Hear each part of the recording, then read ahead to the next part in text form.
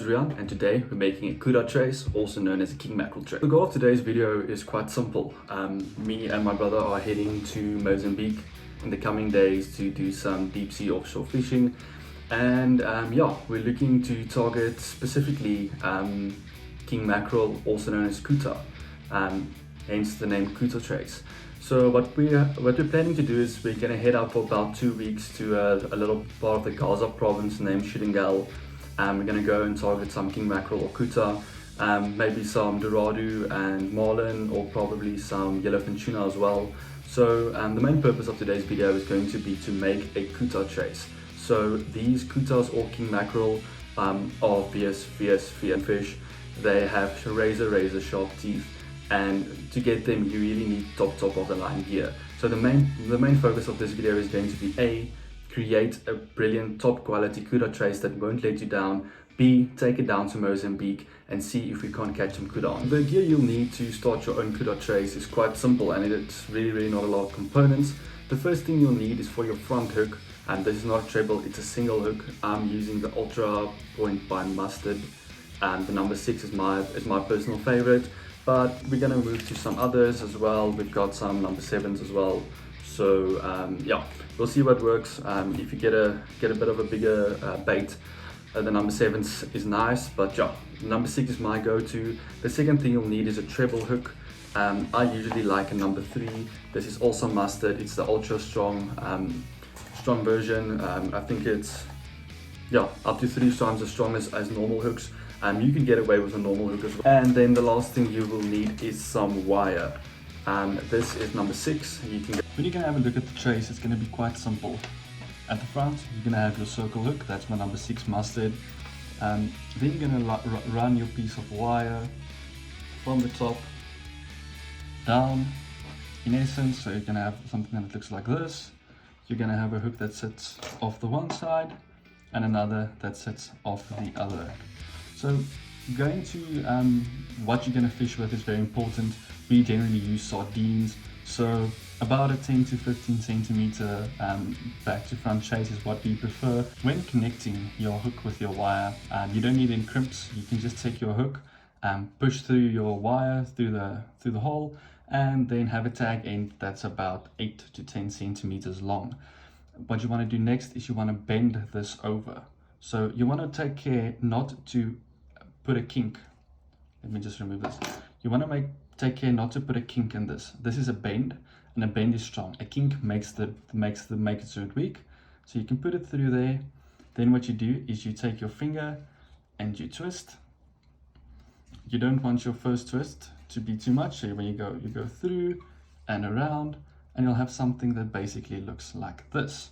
When you have that, you're going to continue twisting your line all the way down until you have a twisted area that's about 1 centimeter. Like I said, about 1 centimeter. That's super strong, that will not break on you. I'm quickly going to get rid of the tag end, and then we can go ahead and attach both these hooks to our leading hook. This one is not going to be the back hook at the back of the fish. It's going to be the one right in the middle. So I'm going to take care to make this one a bit shorter. Yeah, right around between 8 and 10 centimeters, about compared to the 15 of the other one. So I'm going to make sure, yeah, that's about the length I want. I'm going to leave myself about the 8 centimeters that I need to fold back when I'm attaching to the main hook. Yeah, we're going to run a little wire that's going to connect to your rig, whatever you use, your leader, your clip, and yeah, and then I'm gonna attach these hooks to the leading hook as well. So there's going to be, the trace is going to be a trace in and among itself, and not a bunch of different hooks that you need to attach. So attaching to the J hook, so it's going to be exactly the same process that we followed previously. I'm going to go through about an 8 centimeter tag piece.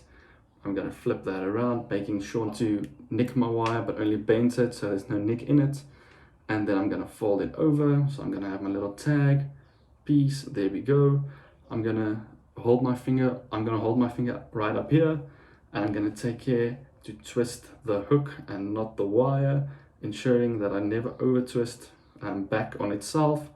And this is going to ensure that I get a nice tight wrap, making sure that I won't lose any fish, because at the end of the day, that's what we all want. We all want to land fish. It's hard enough hooking a fish. So yeah, we're gonna look at, we really wanna catch those big kutas. At the end of the day, you do not want your trace to fail, and by attaching your trace properly to your hook, that will never happen.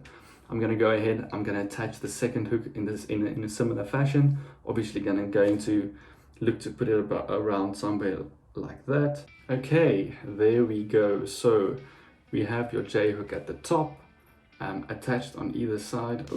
Attached on either side is my short hook and my longer hook, looking to leave nice gaps. So the next step we're going to enter into is actually attaching the wire that goes up to the main line or the clip. So what you want to do and what you want to take care to do is, when you have your wires, you obviously have your main piece, one going off the one side and one going off the other side. You want to make sure that that your piece that goes up to your leader comes out in the middle. So one to the left, one to the right, leader piece coming out straight through the middle.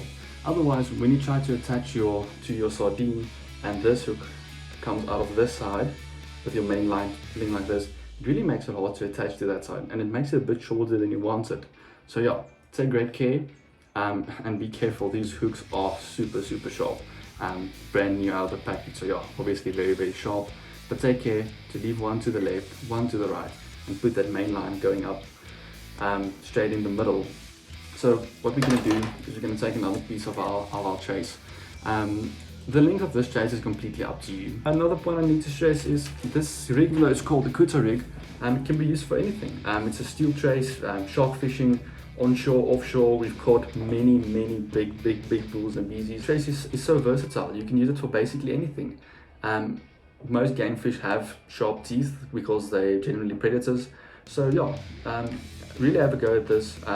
You're not going to get it right the first time. I didn't. But anyway, so we're going to end up with something that looks a bit like this. So this is your main hook that's going to go through the nose of your fish.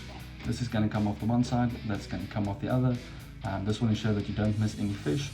So moving this back, I'm going to take this, measure about 15 centimeters, leave myself about 8 extra centimeters, cut it off. Like I said, I'm going for about a 50 centimeter here. If I can quickly show you guys, this is my Leatherman that, as you can see, is 10 centimeters. So I'm going to go for about 10 centimeters, then I'll move it back. I'll look for another about 5 centimeters, which is about there. So we can remove that. And then I have my tag piece. Maybe this is a bit long, so I'll just move that up a bit, looking for 8 to 10 centimeters. So what you want to do now is you only want to create a loop. So what I'm going to do is, instead of having a hook to twist around, we're going to just twist around our finger. So you're going to pinch the wire, go in and around and make a twist. So you end up with something that looks a bit like this. So this loop is going to be where your clip attaches, or where you attach your leader. This is the final piece. There you go, a bit more than a centimeter. I like making this one a bit longer, a bit more solid, because you know this thing's going to take strain. It doesn't matter what hook you're on, this is always going to take strain. So there we go, guys. This is it. The good old-fashioned Couta trace. At the end of the day, this is a foolproof, bulletproof trace that will never let you down. I look forward to you guys testing this out. If you guys make it, if you have any questions, please leave that in the comments. Yeah, and if you made yours and you catch a fish, yeah, pop us a pic. We'd absolutely love to see those. So yeah, I'll see you guys on the boat.